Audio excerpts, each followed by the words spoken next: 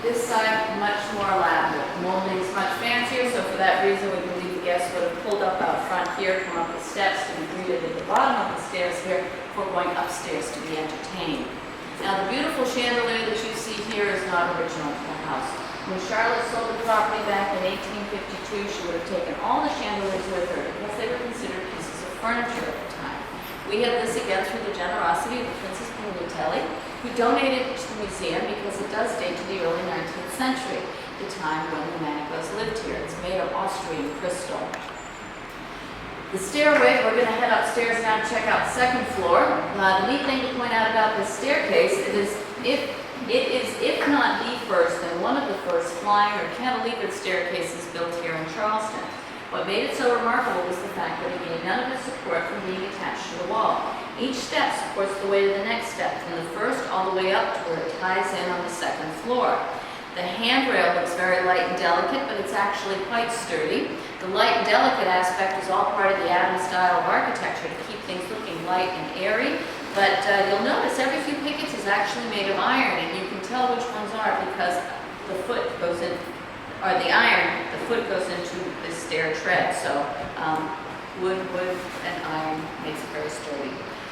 If you want to see this figuratively and literally taken to the next level, if you go to the Nathaniel Russell House down on Meeting Street, he built his house just a couple of years after Joseph built this one. He took his all the way to the third floor and pulled it completely away from the wall. So one-upping Joseph, I guess. Now we're going to head upstairs. Sir, you couldn't be okay to go upstairs? Okay. And I have chairs upstairs too. So y'all like to head upstairs?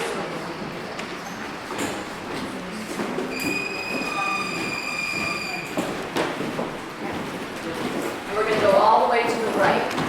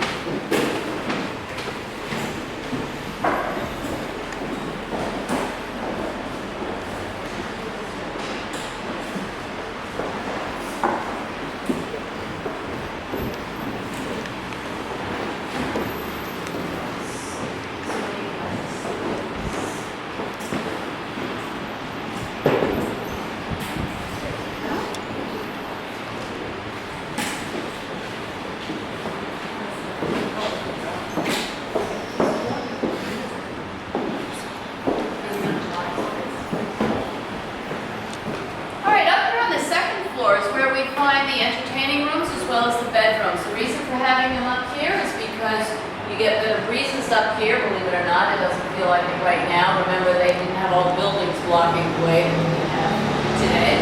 But you would get better breezes up here. You get up away from the dirt and the dust and smell of the streets out here and the workyard and the privy on the side there. Bugs don't tend to fly this high either, so it'd be a lot less mosquito-y up here. So generally, a much more pleasant floor to be on. This room you can see is the most ornately decorated room in the house. This is where they would have had all of their formal parties and such. We also have on this floor what I think is probably one of the neatest architectural features in the house as far as balance and symmetry goes. And that would be these jib doors. The window sash goes up, panels below open up, allowing access to the side porch here or the piazza in the back, while still maintaining the look of the windows with the wood paneling in the rest of the room so you have balance and symmetry. Another great example of balance and symmetry are the belt pulls on either side of the fireplace. You can see the leftover mechanics of the one there on the left up near the ceiling, which would indicate that one was operational. The one on the right-hand side, however, that would have been a dummy, so you have balance and symmetry. The portrait above the mantelpiece is a portrait of Elizabeth Manigault, wife of Peter, who we saw downstairs in the dining room, and mother of Joseph and Gabriel. It was her father who initially designed this neighborhood called Manigault, and the street names that you see around here are the names of his children. So Elizabeth Street, which is right out this way, is named for her. Now, whatever the entertainment was, there generally came a point in the evening where the ladies and gentlemen parted ways. The gentlemen did not like discussing business or politics in front of the ladies, and they didn't want to do their drinking, smoking, and gambling in front of the ladies. So while the ladies might remain in here, the gentlemen withdrew to the card room, which is the next room we'll be going into. Jason, do you mind grabbing that chair for me? And I'll meet you all down in the next room on the right.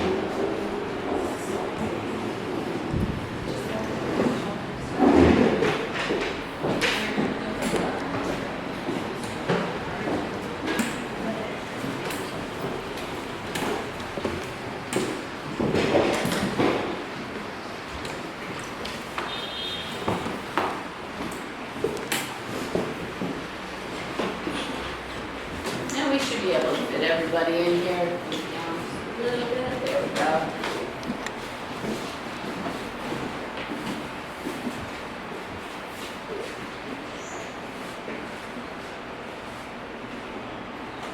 So this room, not quite as large. This was the card room the gentleman used in the evening, but it's also likely a room that Charlotte would have used during the day. In the summertime, she would have gotten nice breezes here between having the jib door open here and the windows open opposite. But more importantly, in the wintertime, this would have been a lot easier room to heat. These high ceilings are great when it's hot, not so much when it's cold. So you can imagine that if you close off the door to the landing there, as well as the 2 rooms on either side, and get a fire going in the fireplace, it's going to be a lot easier to heat up this room and make it nice and cozy than, say, trying to heat up the large drawing room. Once you've had a chance to look around in here, we're going to continue on to the bedroom.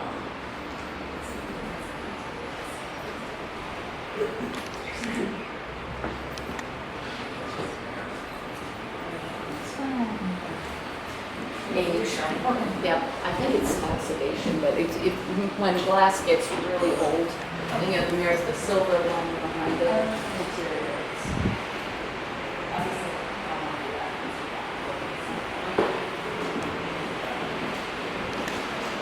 Velcros for the slate. One side operational, the other side not.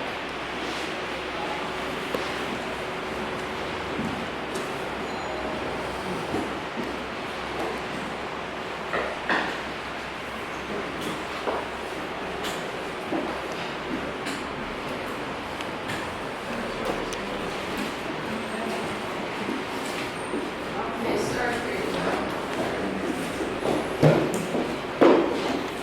All right.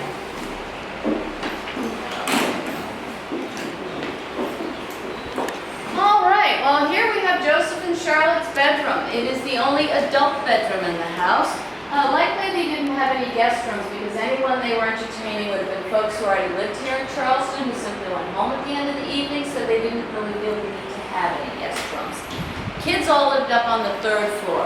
Now we can't go up there because of fire code regulations, but we do have some pictures on the back wall there that once you leave this room you can see the pictures of what it looks like today. Keep in mind it hasn't been used since the USO days back during the war. So the diagram below is how it was laid out during the war and how it still remains today. Since we can't take people up there, we can only use it for storage. The way it's labeled there, where it says bath 1 and bath 2, it was just a bigger bedroom because obviously they didn't have bathrooms back in the early 1800s. But we think that they probably had 1 bedroom for the daughter, 2 would have been used for the boys since they had so many boys. The smaller corner room might have been the nursery, or it could have been the room used by the slave who stayed in the house. The only slave to stay in the house was whoever was taking care of the children. And the room that's labeled sewing room, we think, is probably the main playroom school room for the kids. That back staircase there connects from the full attic down to the full basement and the 3 floors in between. It's the staircase that was used by the children as well as the slaves. They were not allowed to use the front staircase. Now back here in this bedroom, we do have our second falls door here. We also have next to it a beautiful clothes press, also made by Robert Walker. Now these clothes presses are what they used to store clothes because even though they did, or at least the rich people, had closets back then, they didn't use them the same way we do today, most primarily because no one invented the clothes hanger until much later in the 19th century, well after the Civil War. So to store your clothes, you had pieces such as this clothes press, which has the drawers behind the doors at the bottom, and shelves behind the doors at the top that roll out so that you can fold your clothes and put them away. We have here, right behind you, a gorgeous example of a Charleston rice bed. The rice sheaves are carved into the post are the reason why they call it a rice bed. And then over here we have what's believed to be the first separate formal dressing room built here in Charleston. It was kind of a new concept when Gabriel designed this house to have a separate formal dressing room. Very nice to have some privacy for your polite necessary.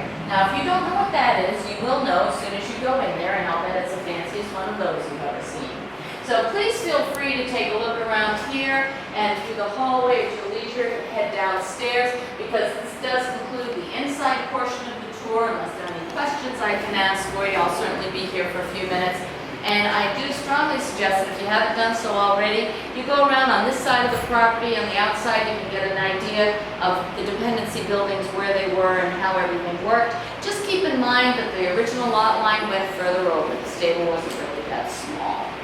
All right, so let's look at the walls. The walls, this is a faux painting on there, and it is as close to original as we can get. They've done formal paint analysis throughout the house, and all the colors were as close to the originals as what the Manigault had. So believe it or not, they even had this faux finish back then. Yeah.